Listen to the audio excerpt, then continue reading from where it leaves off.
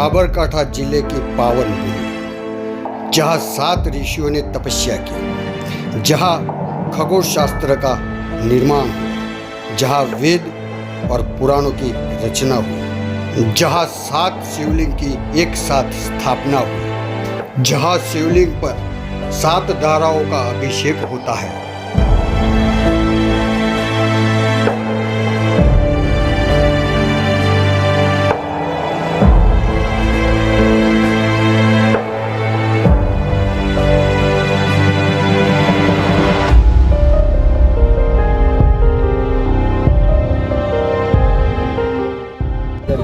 पवित्र धाम है ये पवित्र धाम है, इसलिए हम यहाँ पे आते हैं। એમની મધર એક્સપાયર થઈ ગયા હતા, એમની અસ્થિ વિસર્જન માટે મને સાથે લાવ્યા હતા। એટલે આ પવિત્ર ભૂમિની અંદર સપ્ત ઋષિની જે જગ્યા કહેવાય છે પહેલાંના વખતની, એટલે અહીંયા નદી માતાના અંદર જળની અંદર એમની અસ્થિ વિસર્જન કરી અને જે કર્મકાંડ હતું એ બ્રાહ્મણનું કર્મકાંડ મેં કર્યું છે અને કર્મકાંડ કરી અને અસ્થિ વિસર્જન કર્યું છે। એટલે માતાજી મોક્ષને અર્થે જાય એવી આપણી માન્યતા છે આપણે હિન્દુ ભાષાની અંદર। આખી ગુજરાતની વસ્તી બધી અહીંયા સપ્ત ઋષિના આરે આવી અને પોતાના જે બાળકો હોય કે મા હોય કે વાલી વારસો હોય, પિતૃ માતૃ એમની બધાની વિધિ તર્પણ વિધિ કરવા માટે આ મોક્ષ વિધિ અહીંયા આવે છે।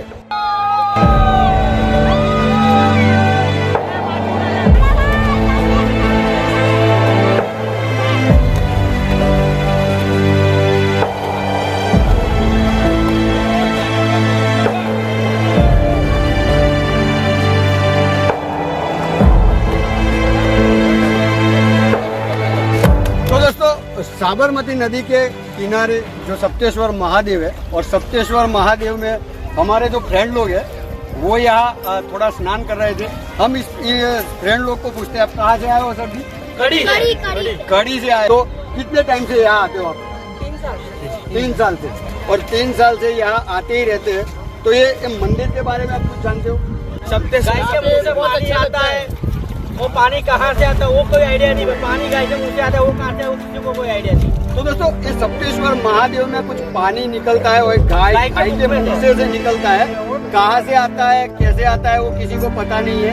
तो हमारे फ्रेंड लोग यहाँ स्नान कर रहे थे, तो अभी मिलके हम निकल रहे हैं और उनको बोलते हैं जय भोलेनाथ। जय भोलेनाथ, जय भोलेनाथ, जय भोलेनाथ।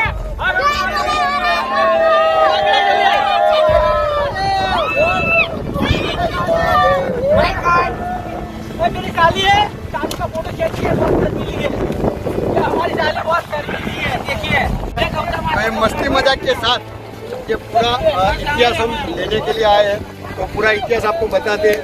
चलिए लाइक एंड सब्सक्राइब जरूर कर जो बच्चा।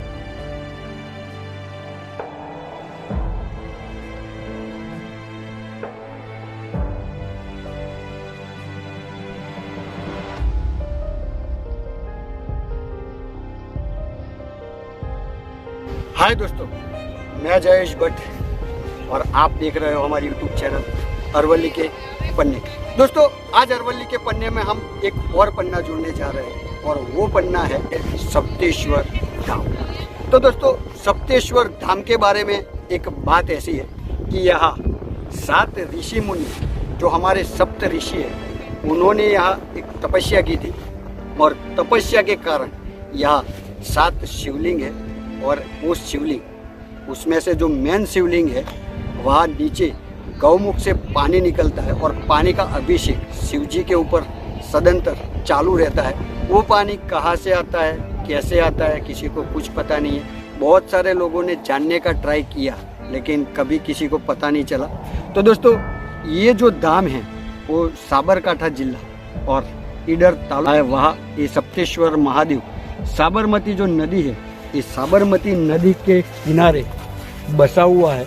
तो दोस्तों सप्तर्षि के बारे में आपको मैं बता रहा हूँ, सप्तर्षि कौन थे और क्या थे। दोस्तों हिंदू धर्म ग्रंथों में वेदों का काफी अधिक महत्व है। चारों वेदों में हजारों मंत्र हैं और इन मंत्रों की रचना की है महर्षियों ने।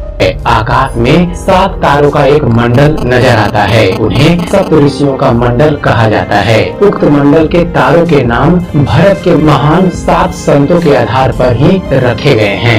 पहले ऋषि हैं दोस्तों ऋषि वशिष्ठ। दोस्तों ऋषि वशिष्ठ राजा दशरथ के कुल गुरु और उनके चारों पुत्र प्रभु श्री राम, लक्ष्मण, भरत और शत्रुघ्न के भी गुरु थे। ऋषि वशिष्ठ के कहने पर ही दशरथ ने अपने चारों पुत्रों को ऋषि विश्वामित्र के साथ आश्रम में राक्षसों का वध करने के लिए भेज दिया था। कामधेनु गाय के लिए वशिष्ठ और विश्वामित्र में एक समय युद्ध भी हुआ था। दूसरे ऋषि हैं ऋषि विश्वामित्र। ऋषि बनने से पहले विश्वामित्र एक राजा थे और वे ऋषि वशिष्ठ से कामधेनु गाय हड़पना चाहते थे। इसके लिए उन्होंने ऋषि वशिष्ठ से भयंकर युद्ध भी किया था, लेकिन वे वशिष्ठ ऋषि से हार गए थे। इस हार ने ही उन्हें घोर तपस्या के लिए प्रेरित किया था। विश्वामित्र की तपस्या मेनका ने भंग की थी। विश्वामित्र ने एक नए स्वर्ग की रचना भी कर दी थी।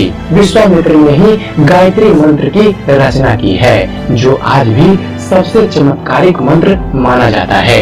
सप्त ऋषि के तीसरे ऋषि हैं दोस्तों ऋषि कंडव।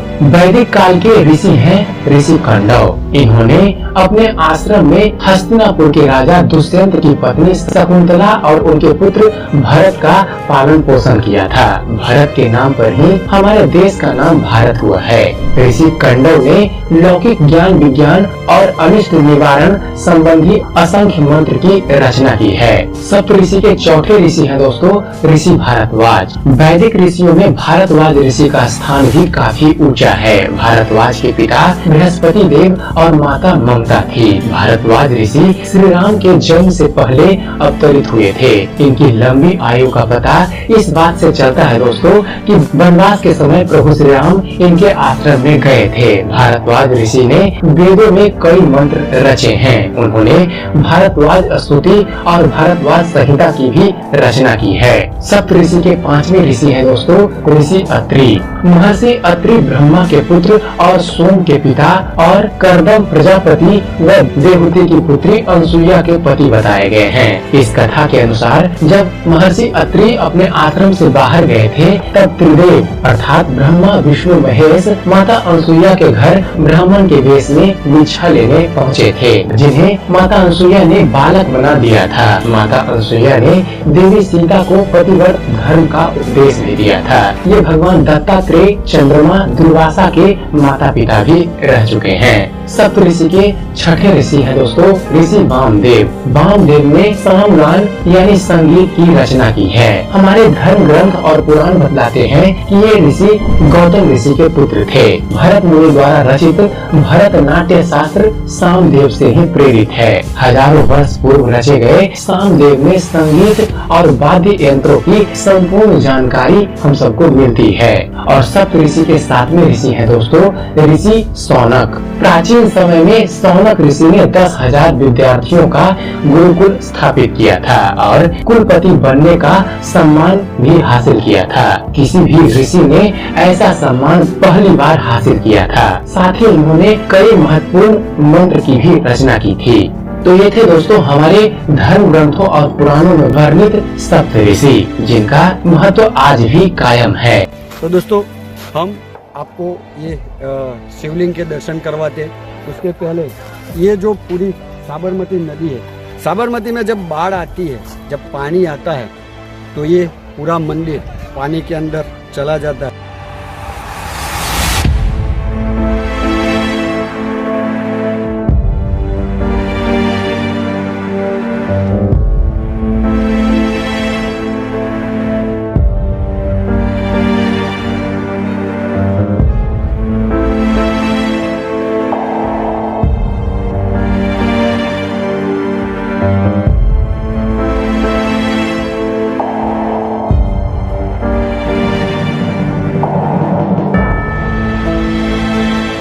तो अभी पानी नहीं है, तो आप पूरा ये जो व्यू देख रहे हो, ये 7 ऋषियों की तपोभूमि है।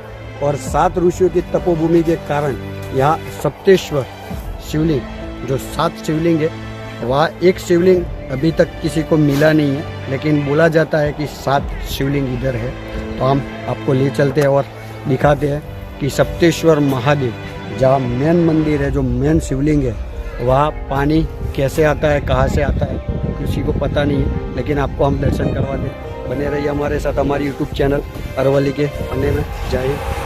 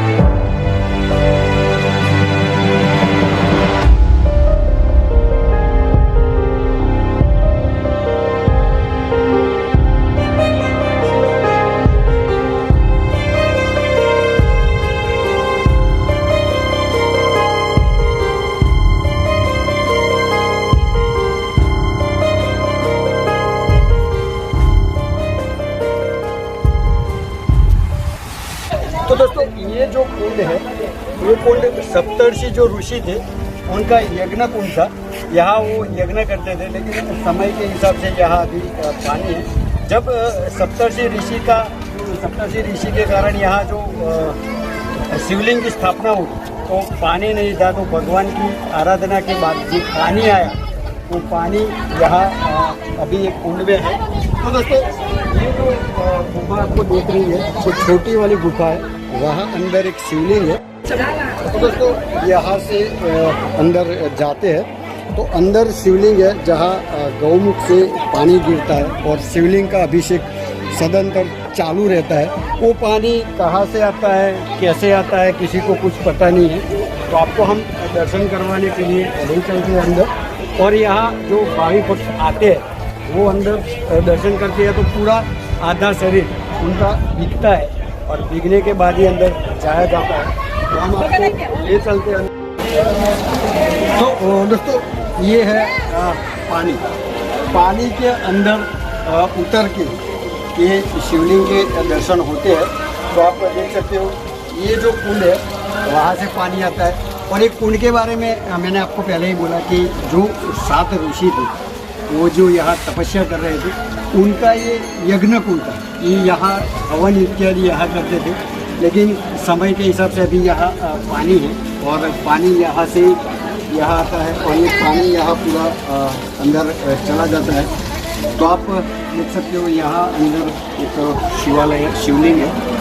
तो हम आपको दर्शन करवाते क्योंकि अंदर भीड़ है।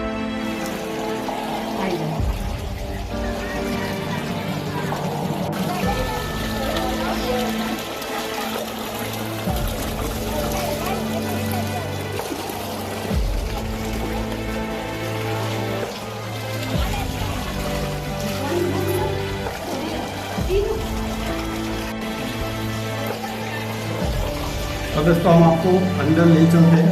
ये पूरा शिवलिंग है।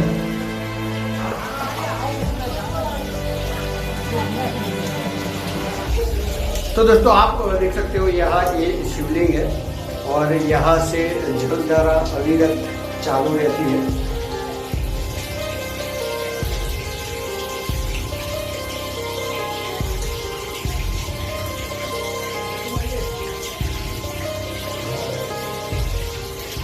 तो दोस्तों यहाँ से 7 धाराएं, अलग अलग 7 धाराएं यहाँ शिवलिंग का अभिषेक करती है। ये पानी कहाँ से आता है, कहाँ जाता है, वो किसी को आज तक पता नहीं चला। तो ये पूरा गुफा का अंदर से ये पूरी गुफा आपको दिखा रहे हैं।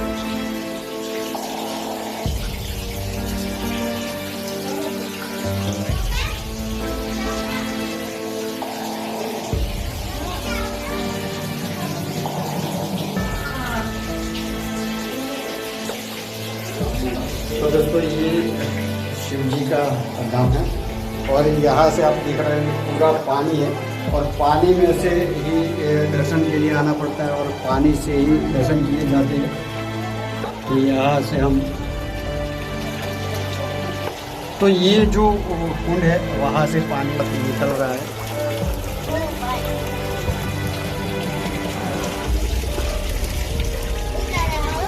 तो नंदी महाराज भी विराजमान है यहाँ।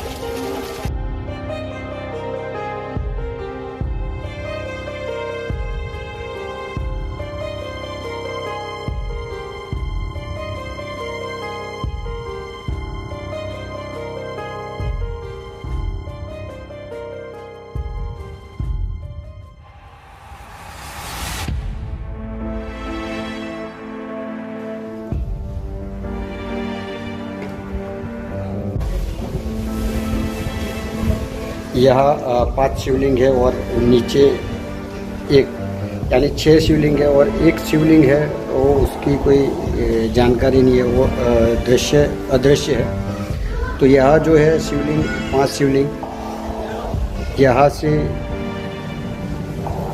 जो धारा बहती है वो यहाँ से निकल के नीचे शिवलिंग के ऊपर जाती है। तो 7 धाराएं शिवलिंग का अभिषेक करती है। तो ये है पूरा